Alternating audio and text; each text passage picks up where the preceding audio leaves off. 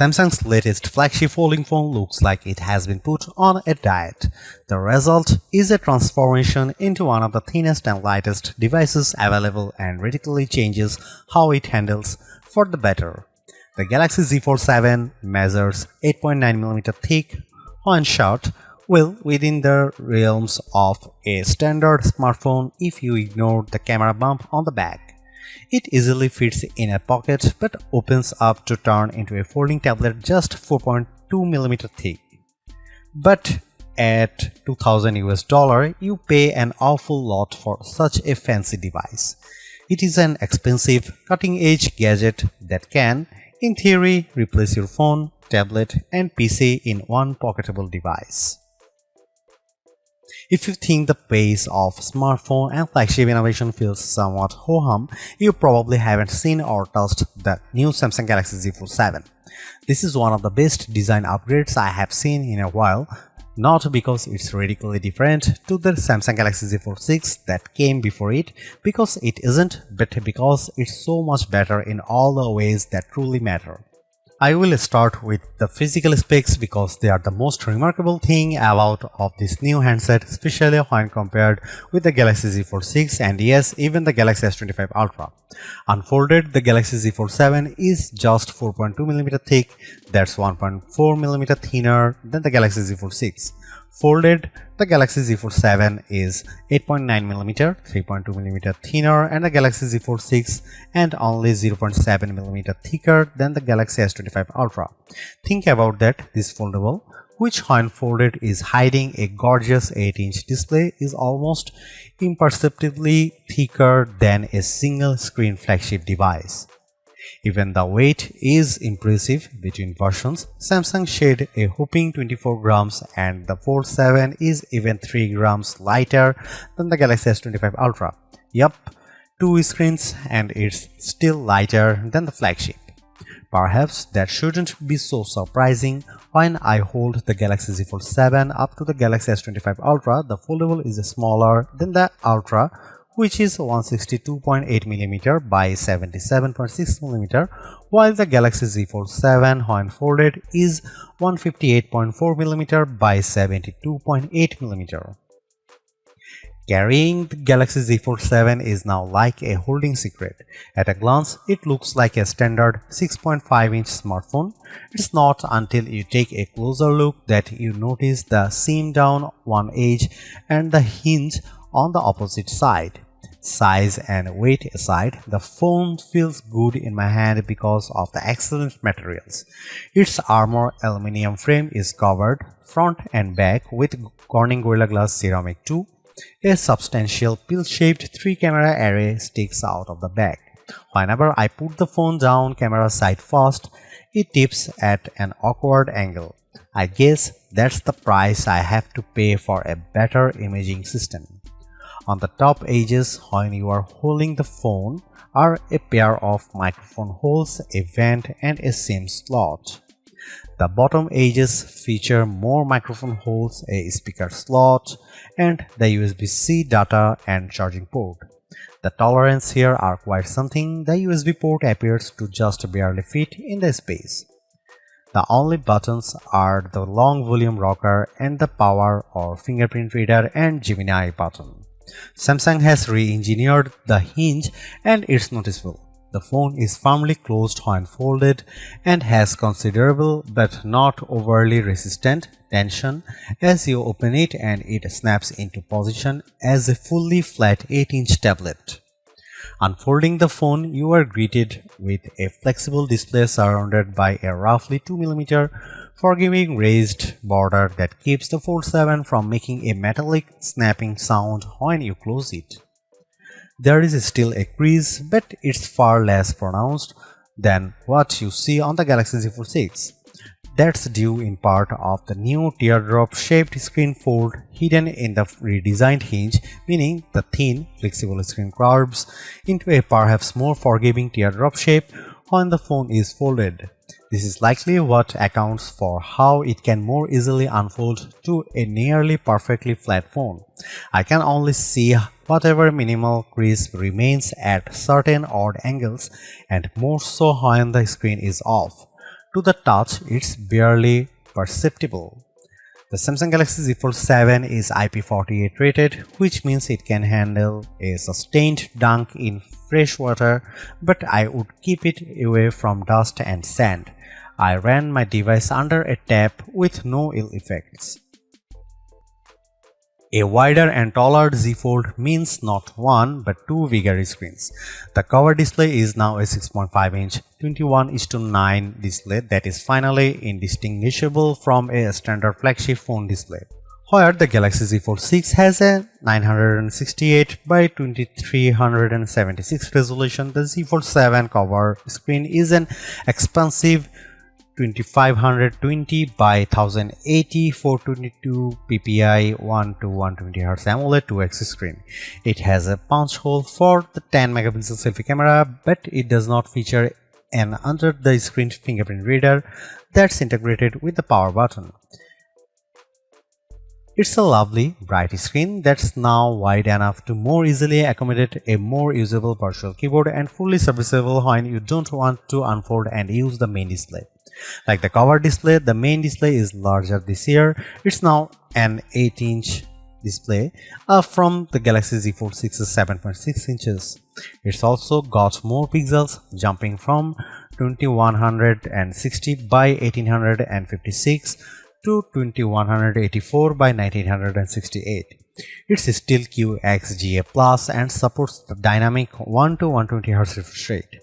While the display size now matches Apple's iPad mini, the 6th generation's mini's 8-inch screen has an aspect ratio of 3:2, while the Galaxy Z Fold 7 is now 5:6. This makes the Fold 7 more of a square as compared to the iPad's slightly rectangular display. In practice, this means that on the Z Fold 7, some videos and games may have larger black borders at the top and bottom.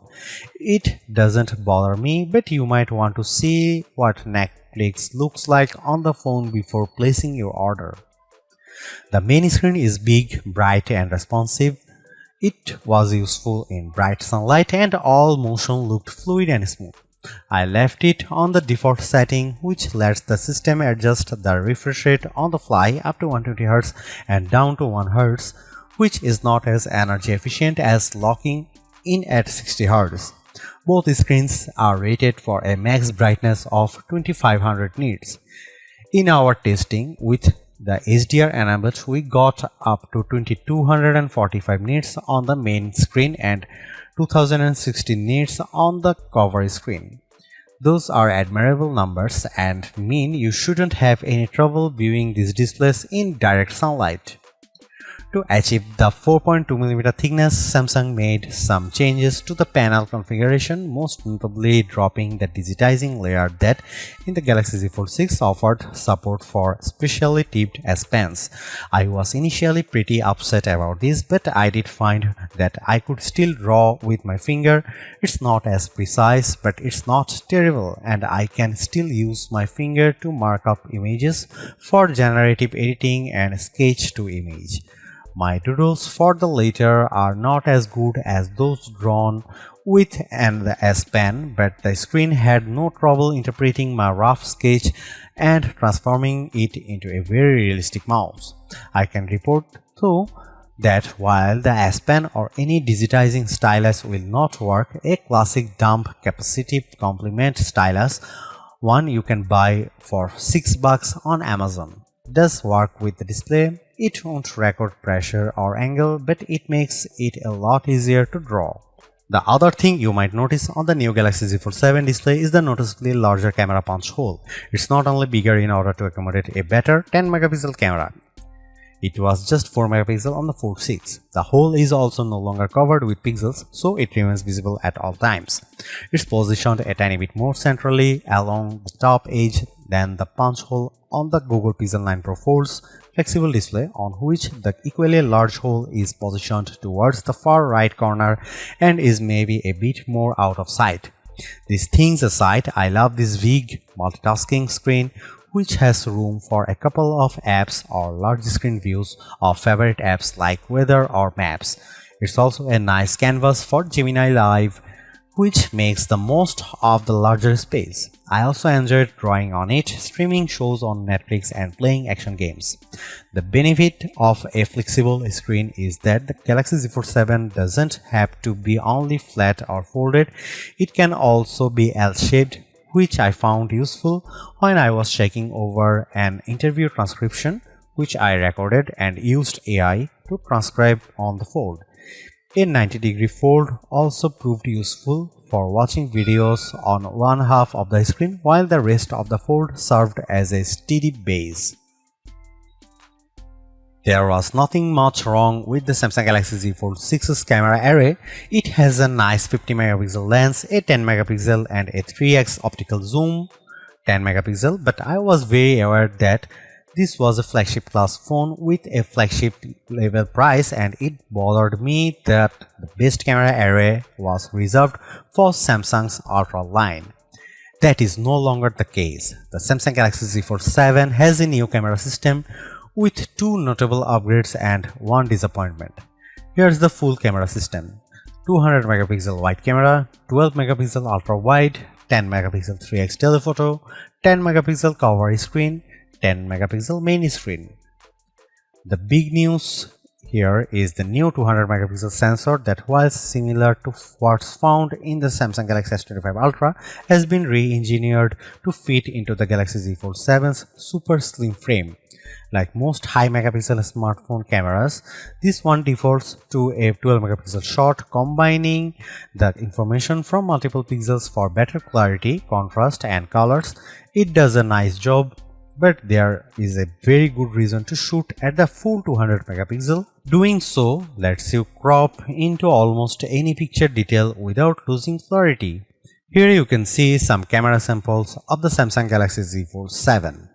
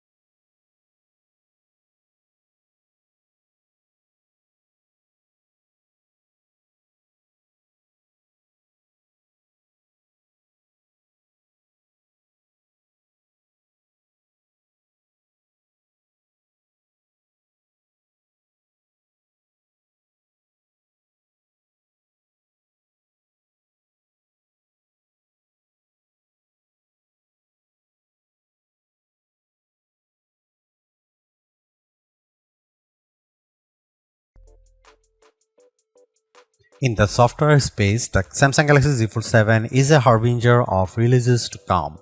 It's the first flagship to release with Android 16, well ahead of the next big Pixel launches, including we expect the Pixel 10 Pro Fold on August 20, and it also has the latest Samsung software in the form of the One UI 8.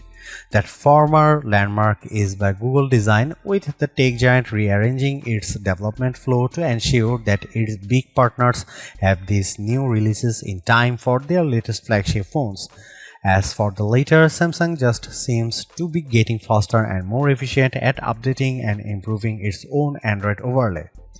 Both platforms are also infused with AI in the form of Samsung's Galaxy AI and Google's Gemini, though where one ends and the other begins may not always be obvious.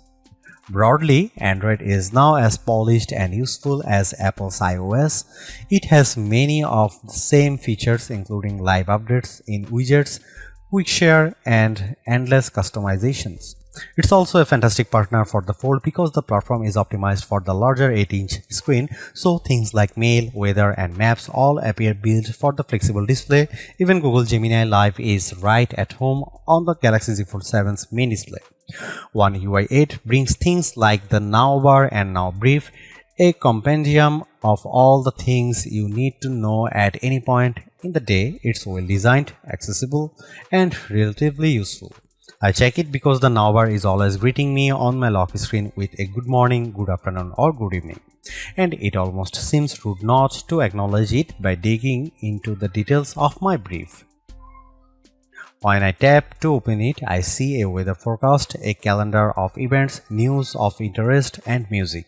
I can choose to add more elements from my phone, which I assume might make the brief more useful.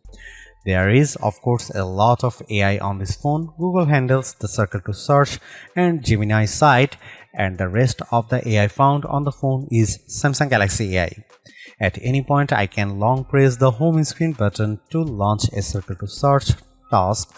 After the press, I use my finger to circle something on the screen that Google search can look at and offer results related to. Gemini is summoned by a long press of the power button. It has all the strength of Gemini 2.5 Flash on the web and also Gemini Live. Gemini Live works in full screen mode on the large main display, but I find it more useful when you share your screen with Gemini Live and it then operates in the background, offering insights based on what it can see on screen and the questions you ask it. You can also just have Gemini look through the camera and see your world and ask it what it says, unless you want everyone to hear your Gemini Live conversation. This would be a good time to invest in some Galaxy Buds Pro 3 headphones if you plan to be out and about with the Galaxy Z Fold 7. Other Galaxy AI powered features remain and are little changed from the last time I tested them on a Fold. I can use sketch to image to instantly add photorealistic elements to existing photos. I added a mouse to my coffee table, although as I have mentioned it a bit harder to sketch the right image idea without an S Pen. Drawing Assist, which lets you turn rough doodles into much higher quality artwork and is another feature that benefited from S Pen support. Also still works and may not come in even more handy now that you will likely be forced to use your fingertip to make your rough sketch. Galaxy AI is rich extends to video, and I used Audio Eraser to clean up the sound on a video shot in the heart of New York City's Times Square. The capabilities more or less match those in Apple's Audio Mix tool, although how the tools pinpoint which extraneous sound to target differs quite a bit. Audio Eraser focuses on crowd noise, voices, and wind, and the results are good, though my voice did end up sounding just a tiny bit robotic, although not dissimilar from the results I got with Audio Mix, the Apple iPhone 16 Pro Max. I am naturally only scratching the surface of Android 16, One UI, and their AI capabilities, which also include things like live translation, text translation, and chat assist. Overall, though, this is a platform I could easily love. If you are already an Android fan, Android 16 will be a welcome upgrade. If you have used a Galaxy before, One UI will be instantly familiar but also improved. The AI is deeply embedded but never intrusive. It looks and feels the way I thought Apple Intelligence would be on an iPhone, and how I hope it will look the feel when Apple eventually delivers the updated Siri. Not only does the Samsung Galaxy Z Fold 7 pack Qualcomm's best silicon, it's a customized chip produced just for Samsung's latest foldable, the Snapdragon 8 Elite for Samsung. The difference between the standard Elite and the Samsung version is small but notable. Most reports put the 8 Elite's max clock speed on its 2-core cluster at 4.32 GHz. On the Galaxy Z Fold 7, according to Geekbench 6, it's running at 4.47 GHz. The 6-core cluster is running at 3.53 GHz, which is the same speed as the standard 8 Elite. Samsung backs this powerful AI-ready silicon with 12 GB of RAM for the 256 GB Z Fold 7. The 1 TB model gets 16 GB of memory. I ran Geekbench 6 3 times for both CPU and GPU, and the numbers are impressive. This is the first time in memory that an Android phone's multi-core performance has beaten the latest flagship iPhone, in this case the iPhone 16 Pro Max. Here are my average numbers. Samsung Galaxy Z Fold 7 single-core average score is 2512, while iPhone 16 Pro Max single-core score is 2892. Samsung Galaxy Z Fold 7 multi-core average score is 8986.67, while iPhone 16 Pro Max multi-core score is 8327. Yes, Samsung beat Apple on the multi-core scores. It may look like Apple handily beat Qualcomm on the GPU side, but those numbers are not directly comparable. What matters here, though, is the performance, and the Samsung Galaxy Z Fold 7 has power to spare. I found it fast and fun for everything from web browsing to video games and video editing. I tried stressing out the system by opening 51 tabs in Chrome and Gemini Live, which is probably a more resource-intensive operation. A funny side note here, when I allowed Gemini Live to review my screen and asked it how many browser tabs I had opened, it said 10. I tried to guide it to the number listed next to the microphone icon and it said 11. When I pointed out its error, Gemini Live apologized and said it had no idea why it made that mistake. I wasn't done pushing the system, so I also launched PUBG. The game opened without issue. I started to play and the phone never skipped a beat. I even used Circle to Search to learn more about a car I found. Put another way, this is a thin, light and very powerful system, and it's ready to multitask like the private productivity wonder it is. Audio performance out of the stereo speakers is loud but also clear. Do not expect booming bass, but if you want the Fold 7 to power a party via your Spotify playlist, which yes, you can summon through Gemini, the Fold 7 has you covered. The Samsung Galaxy Z Fold 7 is so thin and light that combined with its larger cover screen, you could easily mistake it for a standard flagship. There is a larger 8-inch display inside, and all this plus the new camera system, the main camera finally gets a 200 megapixel sensor, make this the most desirable Z Fold yet. It's a shame too that it also the most expensive fold to date for some, and that ultimately may hold it back.